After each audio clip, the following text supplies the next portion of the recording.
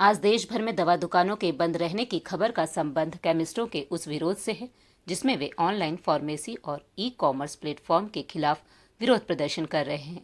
दरअसल All India Organisation of Chemist and Druggist और कई राज्य स्तरीय संघों ने आरोप लगाया है कि ऑनलाइन फार्मेसी बिना सख्त नियमों के दवाएं बेच रही है। इससे स्थानीय मेडिकल स्टोर के कारोबार पर असर पड़ रहा है। कई जगह प्रिस्क्रिप्शन यानी कि डॉक्टर की पर्ची के बिना दवाएं मिल रही हैं जो नियमों के खिलाफ हैं। नकली या गलत दवा सप्लाई का जोखिम भी बढ़ रहा है, जिसके चलते आज हरियाणा के यमुनानगर जिले में भी मेडिकल स्टोर बंद रखे गए। केमिस्टों ने धरना विरोध प्रदर्शन किया। ऑनलाइन फार्मेसी पर सख्त नियंत्रण और नए नियम लागू करने की मांग की गई।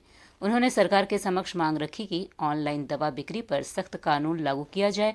सभी दवाएं केवल लाइसेंसधारी दुकानों से ही दी जाए। ई फार्मेसी को पारंपरिक दुकानों के बराबर कड़ा नियम दिया जाए। बिना पर्ची दवा बिक्री पर रोक सख्ती से लागू किया जाए।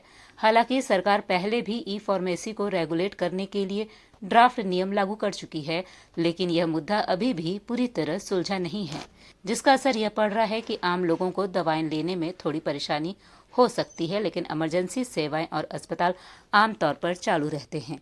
बहरहाल प्रदर्शन की अगुवाई Haryana state chemist and druggist association के जिला प्रधान मनीष गर्ग ने किया और उन्होंने कहा कि देश भर के केमिस्ट लंबे समय से अपनी समस्याओं को लेकर सरकार के समक्ष आवाज उठाते रहे हैं, लेकिन अब तक कोई ठोस समाधान नहीं निकला है। उन्होंने कहा है कि All India Organisation of Chemist and Druggist के आह्वान पर यह राष्ट्रव्यापी बंद किया गया है। उन्होंने बताया कि सबसे बड़ी चिंता अवैध ई फार्मेसी संचालकों को लेकर है। ऑनलाइन दवाओं की बिक्री से बिना डॉक्टर की पर्ची के दवाएं आसानी से लोगों तक पहुंच रही हैं, जिससे मरीजों की सेहत के साथ खिलवाड़ हो रहा है। एंटीबायोटिक और नशे की लत पैदा करने वाली दवाओं का दुरुपयोग तेजी से बढ़ रहा है। एसोसिएशन ने कहा है कि ऑनलाइन प्लेटफॉर्म पर कई बार फर्जी या अप्रमाणित पर्चियों के आधार पर दवाइयों की सप्लाई की जा रही है। इससे दवा वितरण व्यवस्था प्रभावित हो रही है और फार्मिस्ट व मरीजों के बीच जरूरी संवाद खत्म होता जा रहा है। इसके अलावा नकली दवाओं और गलत तरीके से स्टोर की गई दवाओं के बाजार में आने का खतरा भी बढ़ रहा है। प्रदर्शनकारियों ने बड़ी कॉरपोरेट कंपनियों पर भी निशाना साधा।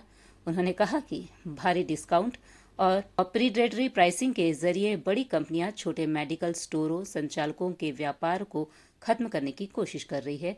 इससे छोटे और मध्यम वर्ग के केमिस्ट आर्थिक संकट में आ गए हैं। प्रदर्शनकारियों ने चेतावनी दी है कि यदि उनकी मांगों पर जल्द कार्रवाई नहीं हुई तो आंदोलन को और तेज किया जाएगा।